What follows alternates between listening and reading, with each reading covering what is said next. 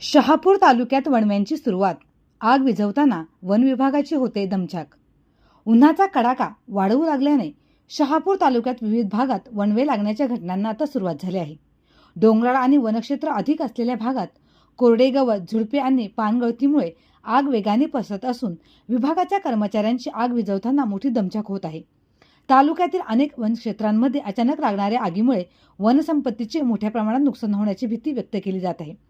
उष्णतेची तीव्रता, कोरडे वातावरण आणि वाऱ्याचा वेग यामुळे वणवा नियंत्रणात आणणे कठीण जात आहे. काही ठिकाणी दुर्गम भाग असल्याने अग्निशमन यंत्रणा तातडीने पोहोचणे अवघड होते.